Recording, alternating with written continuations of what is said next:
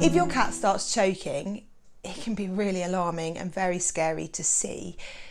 But you've got to remain calm because you need to be there to help them if necessary. Throughout this chapter, we are going to look at choking, how you can help, and how to perform CPR if needed.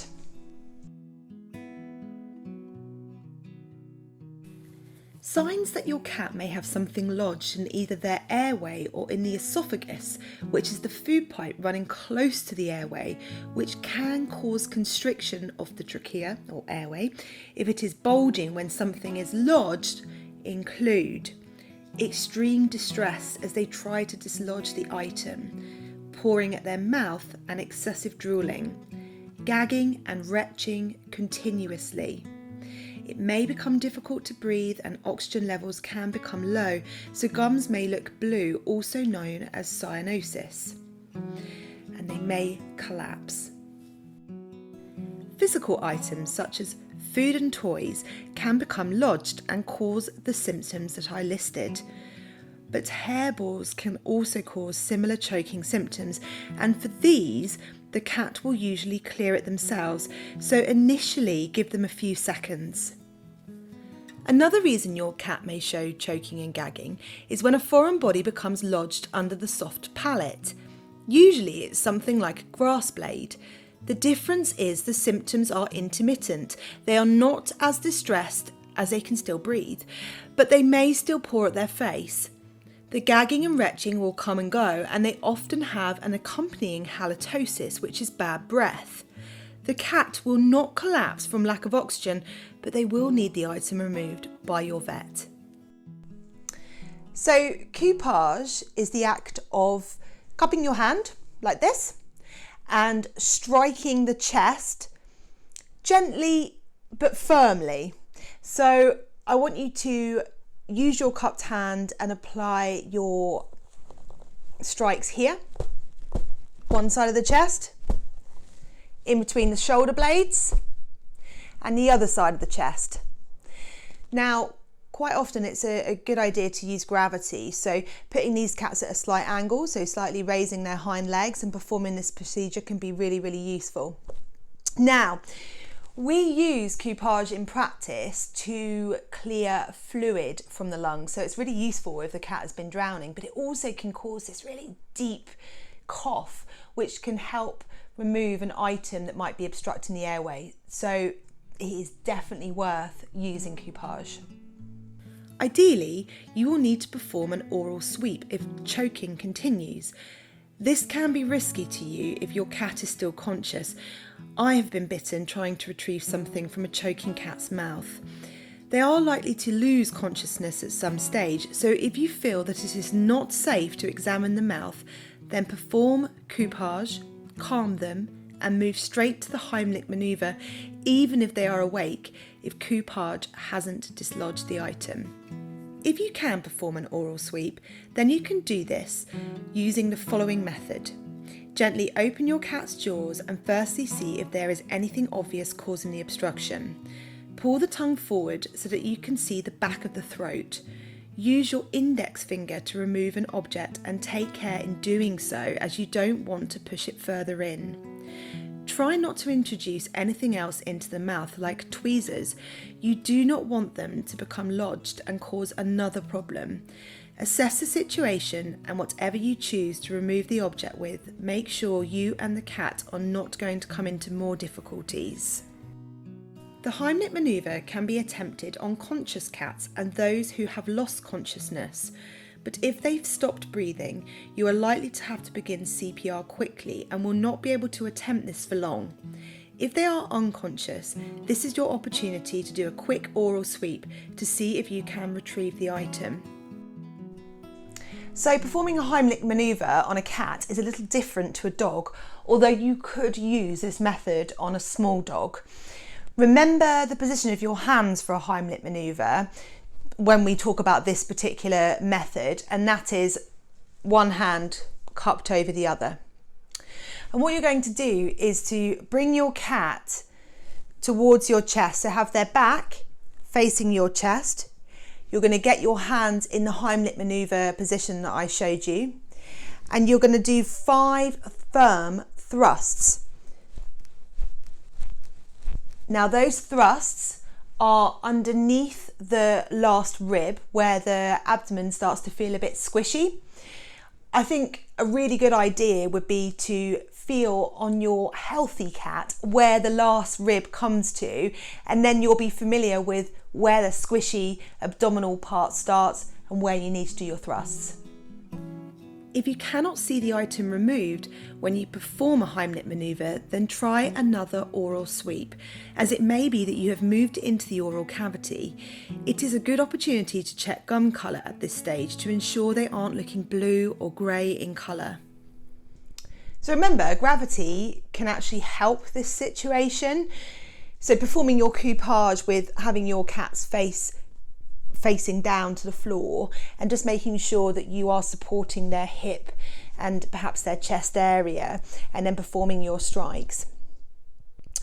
That can be really useful. But one thing I would say is often the frantic nature of the cat, along with Heimlich manoeuvres, I've found often does actually dislodge the item. Quite often, if you dislodge the obstruction quickly, your cat will begin to recover. Some go back to normal immediately, and others may be a little quiet after the event. The Heimlich manoeuvre can cause some trauma to the chest, so it's always worth a vet check after, to check there is no aspiration pneumonia, where the cat may have inhaled some vomit or saliva during the process, and no pain or bruising, which can be common when helping a choking cat. So I remember not too long ago having a Maine Coon cat come and see me around midnight in practice, and he presented quite distressed, open mouth breathing and panting. So my initial thoughts were, he's got a heart issue, but the owner explained to me that he had just recently eaten some kibble and this suddenly started.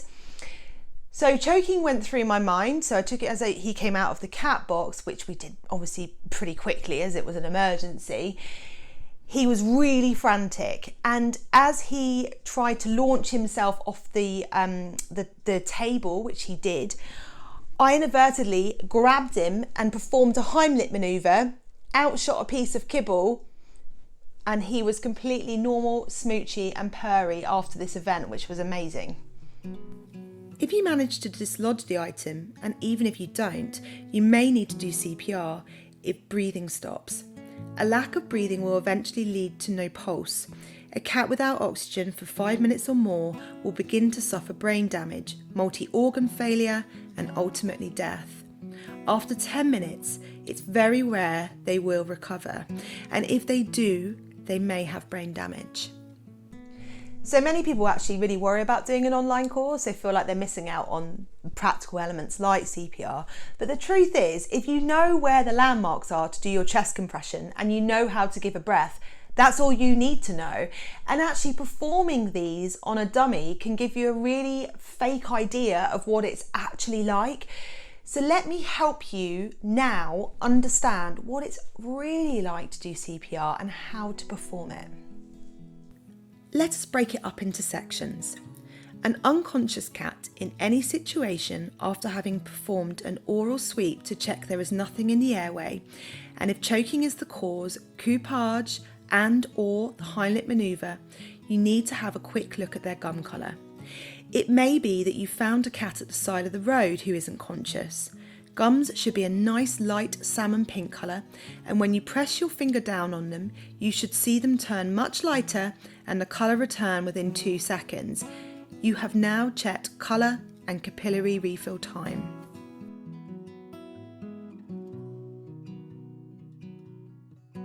Gums that are white, grey or blue indicate a lack of oxygen, cyanosis. This is a really poor indicator and probably means that despite your efforts, you are not going to bring them back with CPR, especially if you do not know how long they have been like this for. But if you see some colour to the gums and there is an evident capillary refill time, you may have a chance. Make sure to feel for a pulse. You can feel for a femoral pulse located in the inner thigh of either the left or right back leg. The sublingual pulse located underneath the tongue, Or you could pop your hands directly onto the chest and feel for the heart, which is located just behind the elbow. It is usually a little easier to find on the left side. If you do own a stethoscope, you could try to listen to the heart using that, or pop your ear onto the chest and see if you are able to hear a heartbeat. Scenario 1, you can feel a pulse, which is great news, especially if they've got a nice pink colour to their gums. But next you need to tell, are they breathing or not? And this can be very tricky, especially if they're taking very small, shallow breaths. It might be quite hard to see if the chest is rising up or down. So here's a tip for you. If it is safe to do so, because this does involve your face coming very, very close to their face, get your face down towards their nose and their mouth, specifically your eye, and pop your eye very close to their nose and their mouth and see if you can feel any air being exhaled. Why your eye? Well, it's a really sensitive area. So if one place is going to feel air being exhaled, it's going to be your eye. Your cat is not breathing, but does have a pulse. How are you going to administer the much needed breaths? Have the cat lying preferably on their right side with the left side facing up. Get down to their level and gently bring their head up towards you and slightly twist it so that your face is facing theirs. You do not want to twist it too far round, just enough for you to get your mouth around their nose and mouth. Use either one or two hands to hold the jaws together. The tongue may need to be pushed out of the way to the side of the mouth, but often it will be floppy and will sit out through the gap in their teeth at the side of their mouth. So you are going to be putting your mouth around their nose and mouth to create a seal. You're going to be administering breaths actually into their nose, and it's about enough breath to fill up a latex glove. It's not a lot, but what I would say is that if you see the chest rising with and falling with force, then maybe you're breathing a little too hard. And if you can barely see it rising at all, then perhaps you're not breathing enough. Either way, what you must do is allow the chest to fall before you give your next breath. At rest, cats can take anywhere from 10 to 30 breaths per minute, usually falling into the 20 to 30 breaths range. Based on that, you need to give your cat one breath every 2 to 3 seconds, allowing the chest to rise and fall for each one given.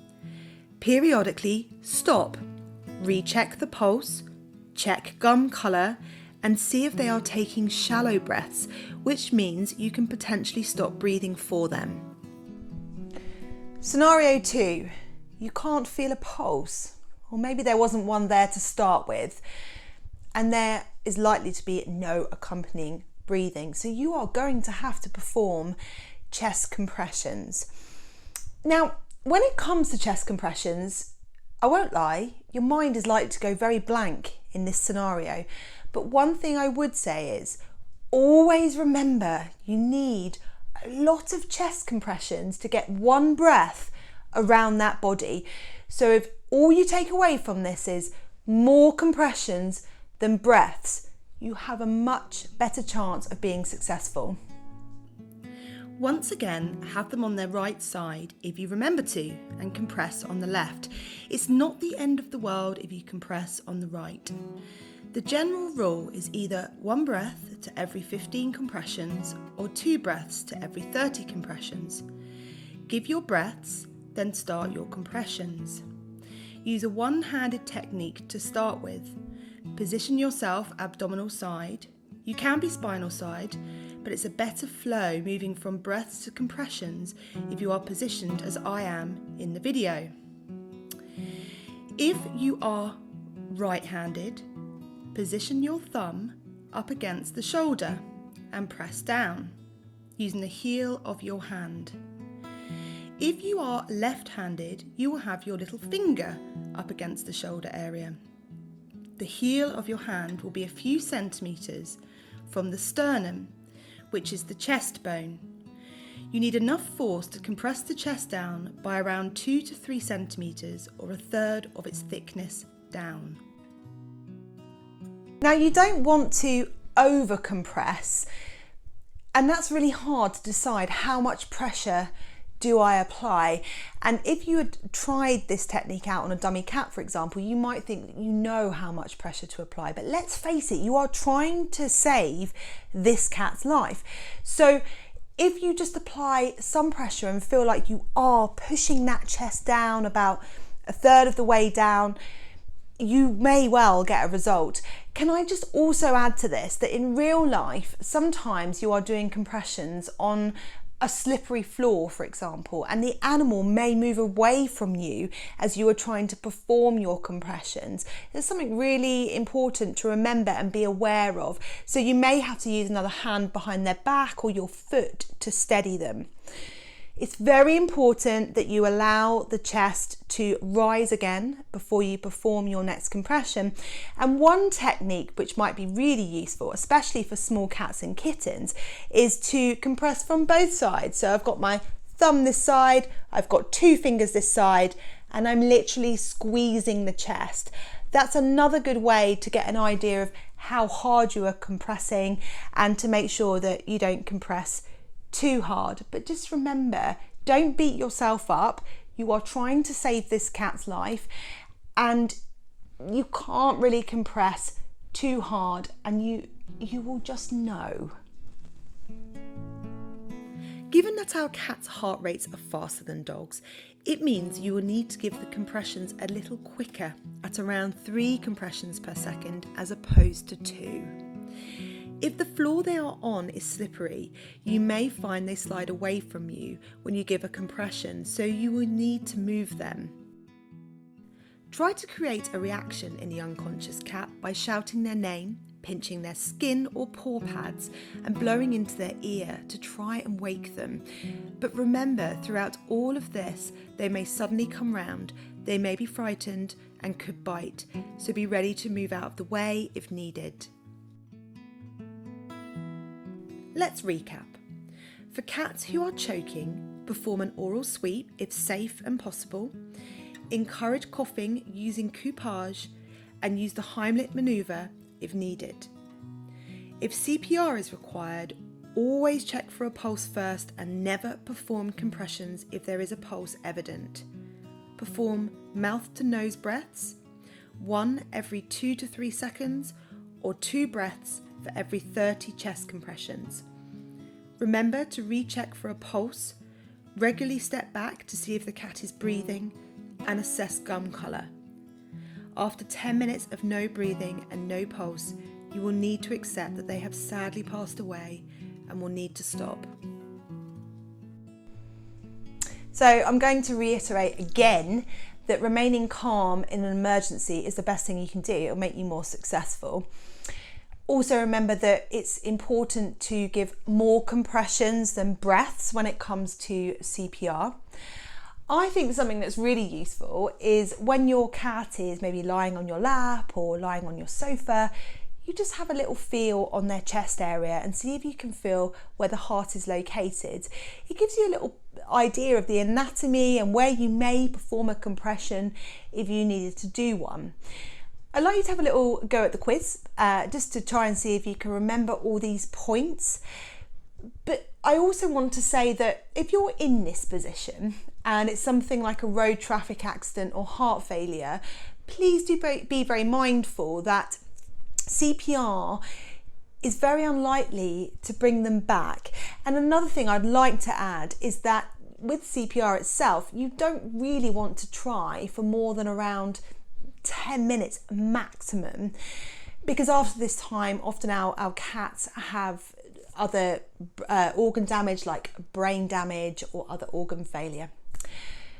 Do download the notes and keep them to hand, and hopefully you'll never be in this position, but it's always a great thing to have that idea of what you would do if you were in this position.